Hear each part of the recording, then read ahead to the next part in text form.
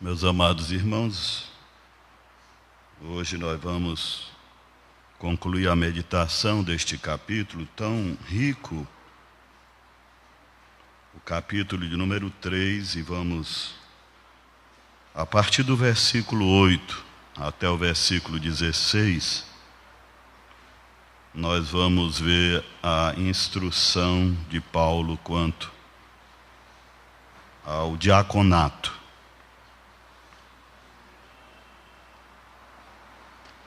Semelhantemente, quanto a diáconos, é necessário que sejam respeitáveis, de uma só palavra, não inclinados a muito vinho, não cobiçosos de sórdida ganância, conservando o mistério da fé com a consciência limpa.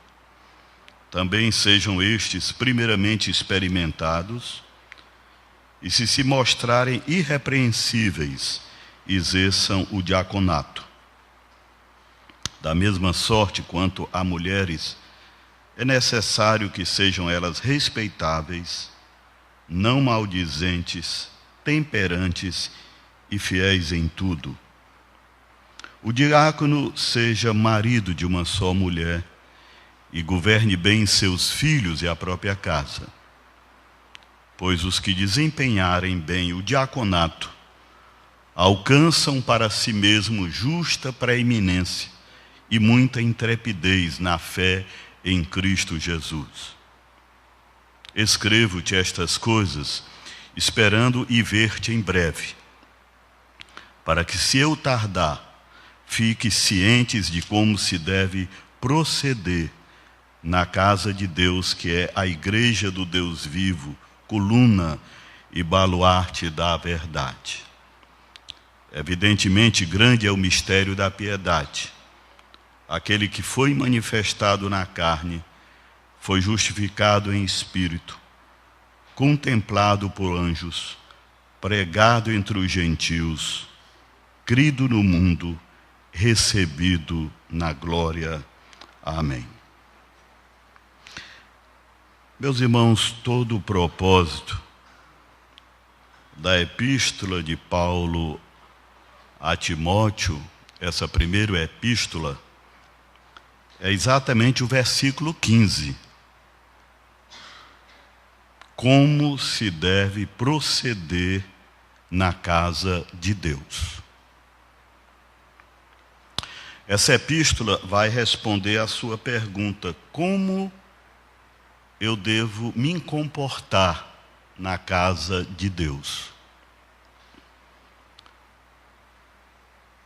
Essa pergunta, irmãos, ela é importante, porque a maior parte da vida de cada um de nós tem sido na igreja.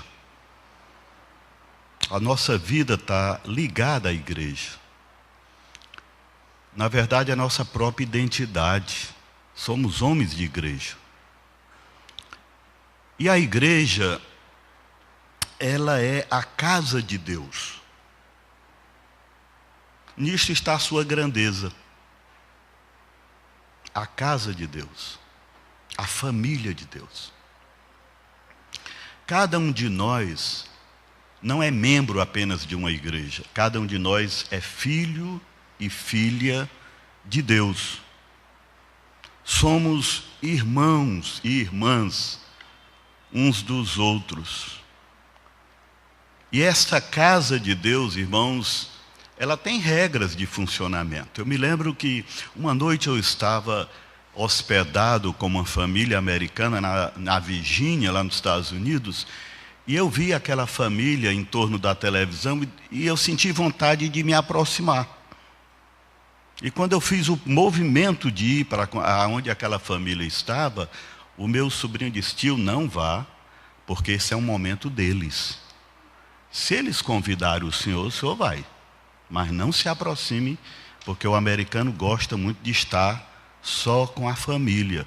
Ou seja, aquela família tinha regras que tinham de ser obedecidas. Deus tem regras de como nós devemos proceder na sua casa. Há comportamentos apropriados, há comportamentos inapropriados na casa de Deus.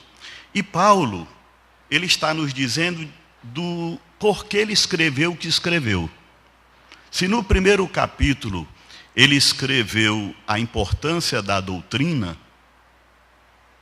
Timóteo, eu te coloquei em Éfeso para tu combateres os falsos mestres que querem ensinar falsas doutrinas. Então, a preservação da doutrina é uma forma de proceder bem na casa de Deus. Porque a casa de Deus é a coluna e baluarte da verdade. É o lugar do evangelho. Um evangelho que ele é obedecido, ele é protegido e ele é proclamado a partir desta casa. No segundo capítulo, ele já nos escreveu sobre como o homem e a mulher devem se comportar na hora da adoração. A mulher com modéstia e silêncio. O homem com orações. O homem com liderança dentro da igreja.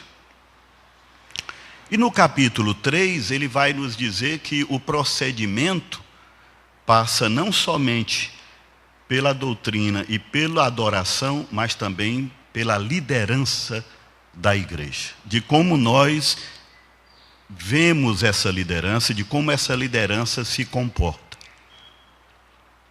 Isso é proceder na casa de Deus. São as regras de Deus para a sua família.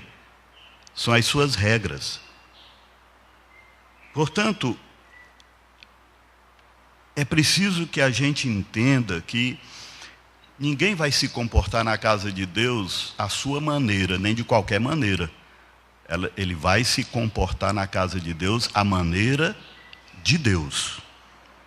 Há regras sobre doutrina, há regras sobre adoração, há regras sobre liderança na vida da igreja. Daí porque ele vai trabalhar esse último texto sobre liderança a partir do versículo 8.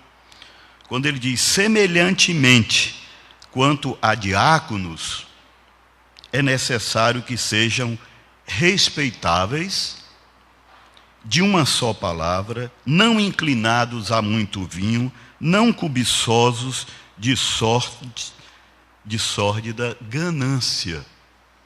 Perceba que os critérios para a escolha de um diácono, as qualificações de um diácono, são basicamente as mesmas dos presbíteros.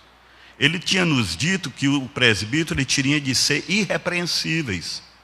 O diácono também, ele tem de ser um homem respeitável, de uma só palavra, não viciado em bebidas alcoólicas, e nem cobiçoso e nem ganancioso. Ou seja, o diácono é um homem de caráter cristão.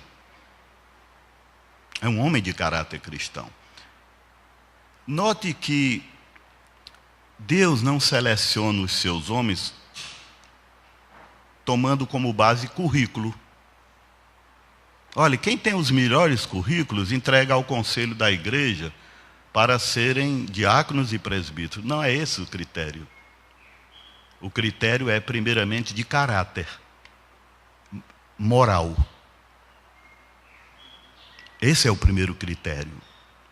Eu tenho aqui na minha mente, irmãos, grandes diáconos da minha infância. Um era sapateiro, o outro era vendedor de corda, outro era carpinteiro, outro era motorista de caminhão. Entende? Grandes homens de Deus que marcaram a vida da igreja, porque eram homens que tinham o caráter cristão. Homens respeitáveis pela igreja e pelas ruas. Homens de uma só palavra. A igreja tinha segurança no que eles diziam. O que eles diziam, eles faziam. O que eles prometiam, eles cumpriam. Eles não diziam uma coisa a uma pessoa sobre um assunto e sobre o mesmo assunto vai dizer outra coisa para outra pessoa. Esses homens sabiam se relacionar com bebidas. Não eram inclinados a muito vinho. E nem eram homens cobiçosos. Ou seja, eram homens que sabiam lidar com a língua, com a bebida e com o dinheiro. Isso é muito importante no diácono. O diácono, irmãos, ele é um homem que tem um papel não muito claro aqui nesse texto, mas bem claro em Atos 6. Vamos lá para Atos 6. Atos capítulo 6.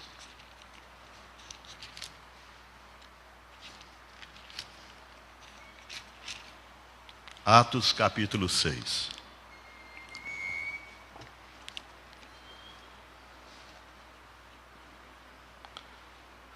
Ora, naqueles dias, multiplicando-se o número dos discípulos, houve murmuração dos helenistas contra os hebreus, porque as viúvas deles estavam sendo esquecidas na distribuição diária.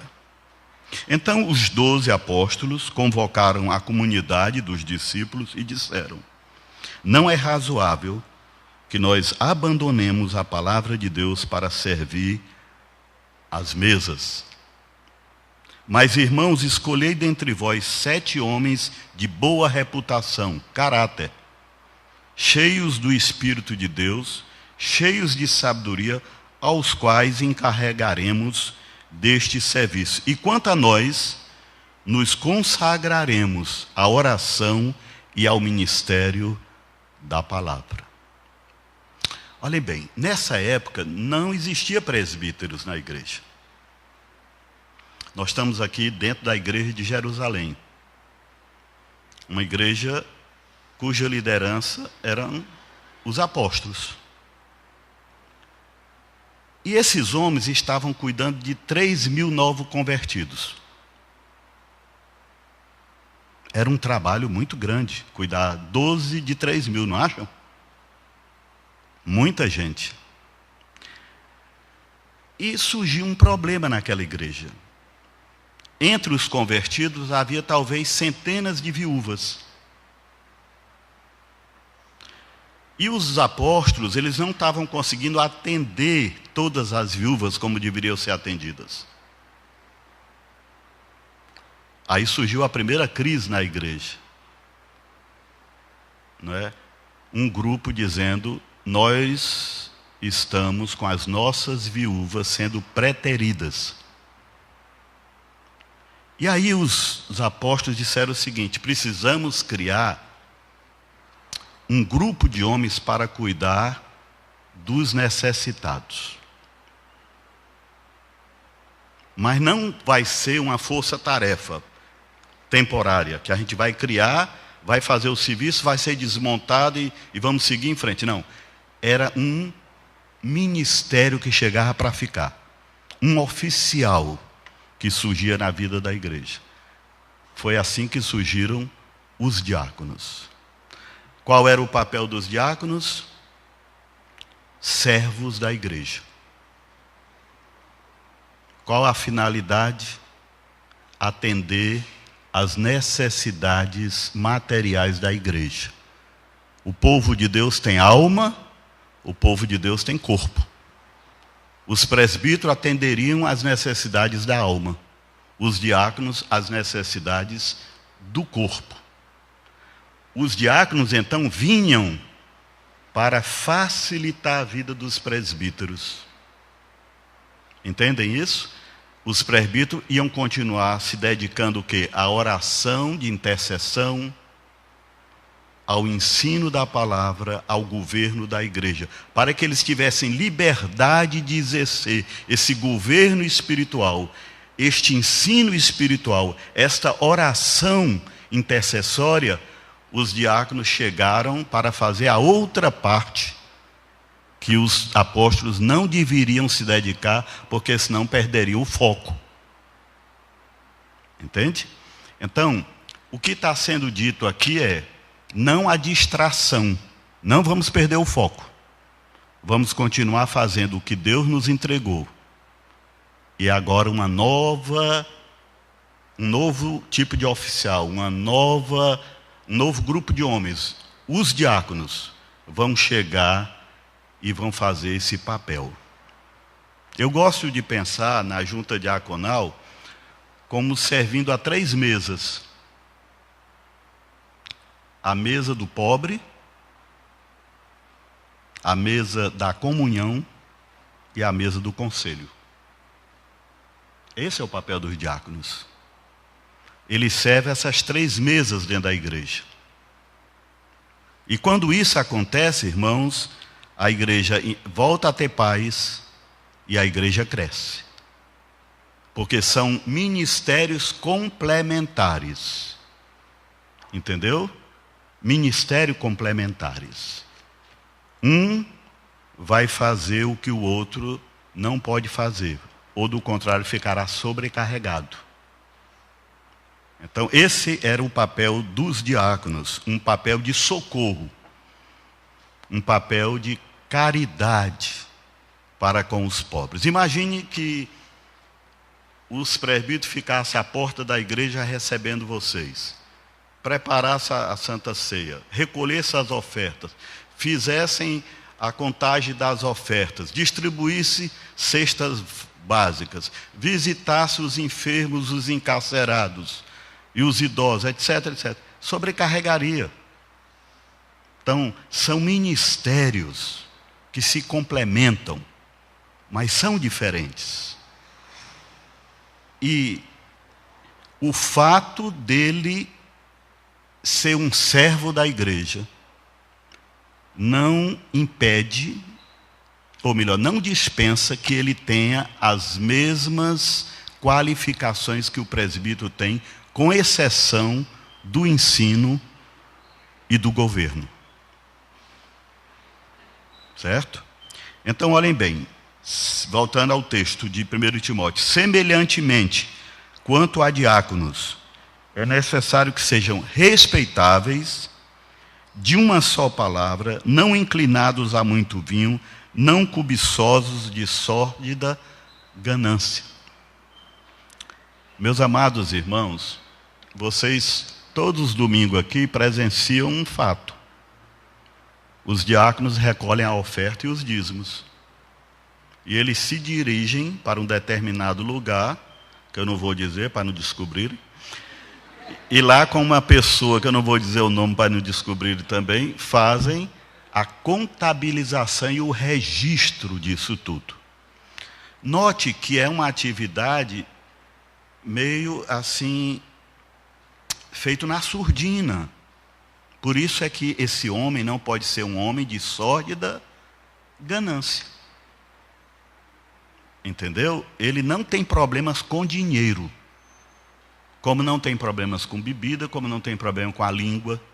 Porque se ele tivesse problema com a língua, ele ouve muita coisa dos necessitados. Ele entra na intimidade de muitas vidas. Ele precisa ter a confiança dessas pessoas que conversam para eles os seus problemas, as suas necessidades. Então a confidencialidade é importantíssimo. Eu estou com a mania de querer dizer palavra difícil e me enrolo. A confidencialidade. Isso. Muito bem. Então, isso é muito importante na vida dos diáconos. Olhem outra coisa no versículo 9. Conservando o mistério da fé com a consciência limpa. O diácono, ele também tem de ser um homem bem doutrinado. Entendeu? Bem doutrinado. Ele conhece a fé, os mistérios da fé. Ele conhece o evangelho. E ele tem consciência limpa, no sentido de que não há nada que o acuse de nada. Entendeu? Ninguém tem de que o acusar. Olha que coisa interessante. Embora se diga que o presbítero ele precisa ensinar, não se diz isso do diácono, mas se diz que ele tem de conhecer bem a doutrina, conhecer bem a Bíblia, conhecer bem o Evangelho. Por quê? Porque embora não seja a sua primeira missão ensinar a igreja, isso não impede que ele ensine. Entende? Como fizeram Estevão e Filipe, no capítulo 7 e 8 de Atos, grandes evangelistas da igreja primitiva, não é? O diácono, ele tem de ensinar a igreja a servir. É uma grande lição que ele tem de ensinar a igreja. Ele tem de ensinar a igreja a ofertar com liberalidade. Isso é uma outra lição que ele tem de ensinar a igreja. Então, ele tem o que ensinar. Ensinar pela vida, ensinar com o Evangelho, para que nós sejamos servos como ele está sendo, e que sejamos generosos para com a obra de Deus como eles são. Certo? Também sejam estes, primeiramente, experimentados, ou seja, maduros na fé, e se mostrarem irrepreensíveis, exerçam o diaconato. Os passos são: a pessoa diz, eu sinto que Deus me chama para o diaconato. A igreja observa essa pessoa que está dizendo isto. Indica para uma eleição. O conselho examina, avalia, diz o sim ou não, e a igreja decide numa eleição se ele vai ser ou não. É aquilo que eu falei no estudo anterior. O chamado interno confirmado pelo chamado externo da igreja. 11. Da mesma sorte quanto as mulheres, é necessário que sejam elas respeitáveis, não maldizentes, temperantes e fiéis em tudo. Você poderia perguntar assim: por que Paulo estava falando de presbítero, diácono, voltou a falar de mulher? Que necessidade ele tinha de dizer isso? Muita gente, irmãos, vê nesse versículo uma base para dizer Paulo estava falando de diaconisas.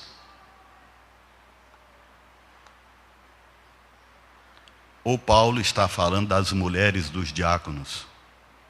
Ou Paulo está falando das mulheres de uma maneira geral. São esses os três caminhos para interpretarmos esse texto. Eu, particularmente, irmãos, prefiro pensar que ele está falando das mulheres em geral, as mulheres cristãs.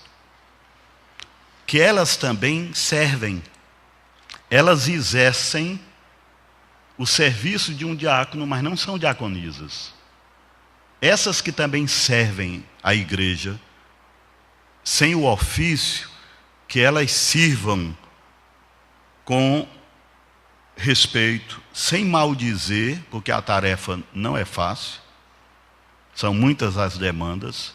Nós, pastores que passamos a semana aqui, de vez em quando chega alguém pedindo socorro financeiro, pedindo uma feira, pedindo não sei o quê, e a gente manda procurar a junta diaconal, porque isso tira sobre nós pastores outras tarefas que vão nos desviar do foco principal.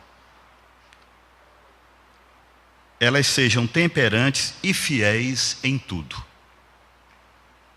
Nós temos colocado aqui, irmãos, que Deus,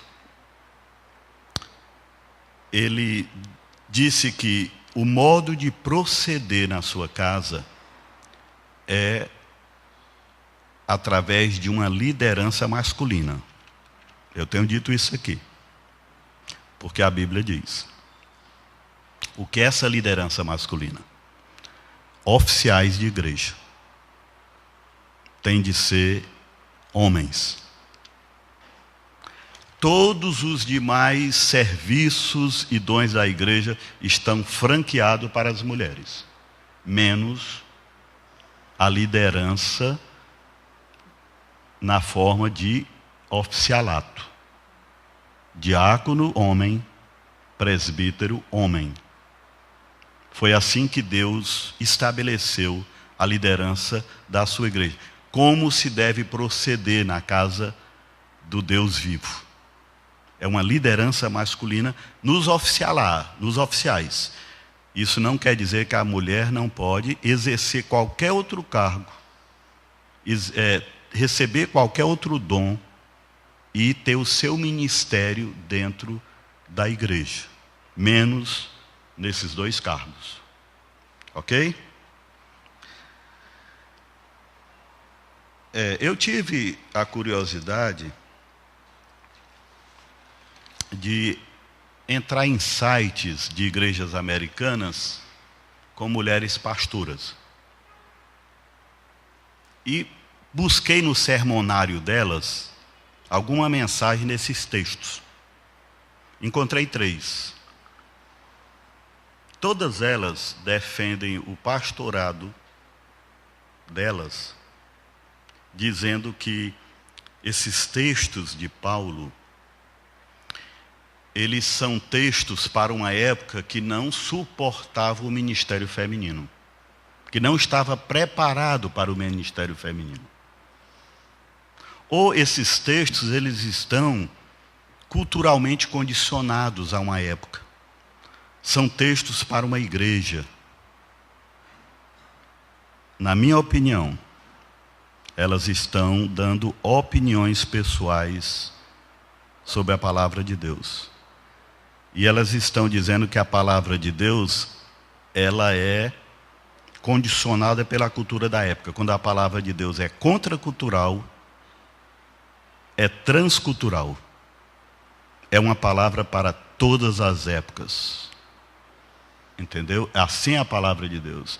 Então, se a palavra de Deus diz que a liderança da igreja é masculina, ela não está dizendo isso porque ela está culturalmente condicionada a uma época, ou ela está fazendo a política da a boa política, não é como se diz hoje. Não.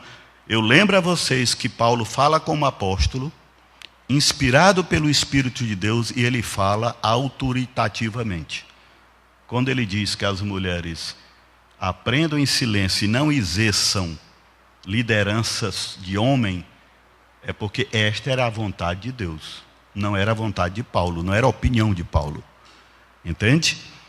Então, o que eu quero deixar bem claro para vocês é, quando eu digo que o padrão de Deus para o governo da igreja é um padrão masculino, eu estou dizendo que nos papéis de diácono e de presbítero.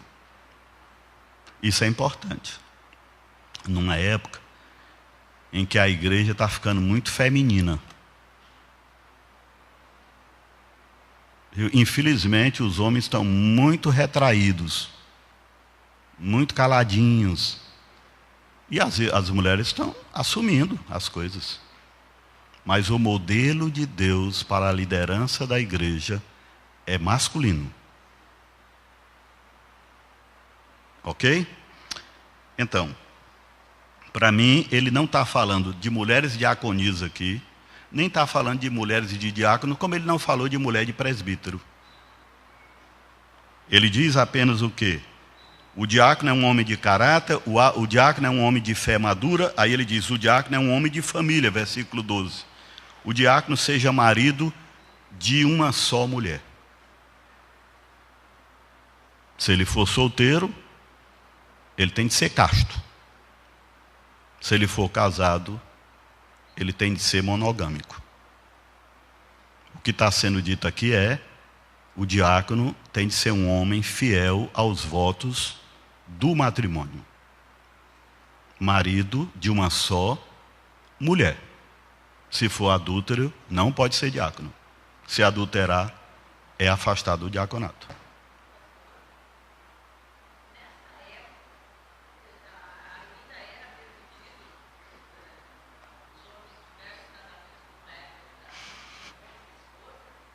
Nessa época, vamos pensar o seguinte, olhe bem. Nunca foi vontade de Deus que nenhum servo dele tivesse mais do que uma mulher. Não é?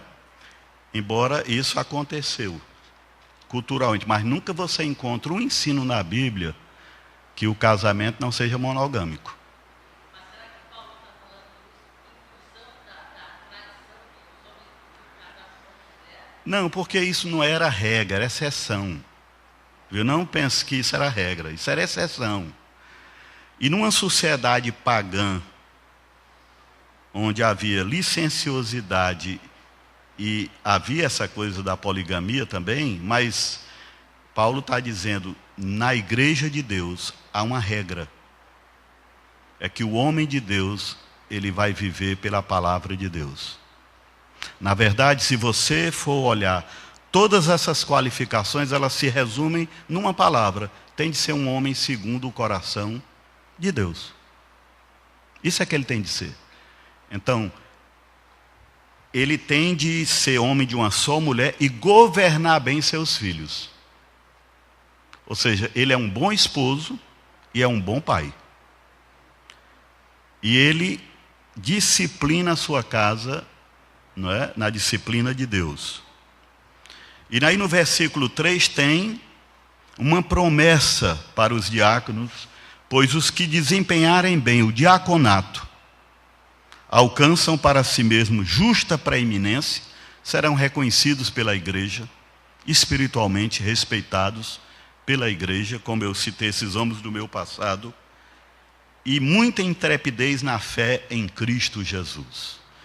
Esses homens não somente receberão o reconhecimento da igreja, mas receberão a recompensa da parte de Deus pelo trabalho que estão realizados. Mas note qual é o diácono que vai receber: aquele que desempenha bem o diaconato. Esses serão honrados pela igreja e serão galardoados por Deus. Certo? Meus amados irmãos e irmãs, vamos aprender então uma coisa. Esse texto não é um checklist para você saber quem pode ser diácono e quem não pode ser só. Esse é um texto para você. Para você que ruma à maturidade cristã, é por esse caminho aqui. Se todos nós, irmãos, formos maduros na fé, Deus escolherá entre nós pessoas para liderar a igreja, quer como presbíteros, quer como diáconos. Então, que essa maturidade exista entre nós, seja o desejo de todos nós, essa maturidade na fé. Que sejamos homens íntegros, homens de fé, homens de família. Que quem for chamado ao diaconato, não pense que está num curso preparatório para o presbiterato. Você não está. Você foi chamado para o diaconato. Pode ser que Deus tire você do diaconato para o presbiterato, mas isso não é uma escola para o presbiterato. O diaconato tem um valor em si mesmo, tem seus próprios dons, a sua própria, o seu próprio valor diante de Deus, não é? Seja um diácono, seja um servo, não é? Eu não gosto quando as pessoas dizem que o diácono é o garçom da igreja. Não, eu não gosto. Honestamente, acho uma figura muito triste. Eu penso nos diáconos mais como os levitas no templo. Eles preparavam tudo para a adoração a Deus. Esse é o papel dos diáconos. Como também eles são aqueles que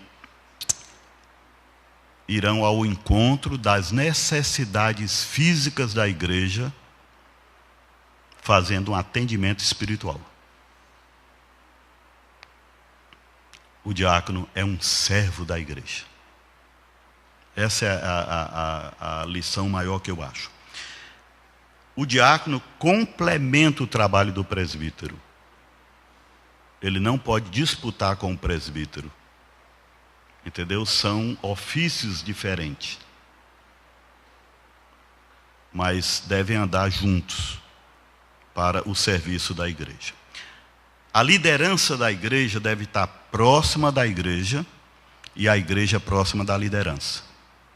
Com isso, a igreja será saudável, a igreja crescerá, a igreja será conforme Deus quer que ela seja.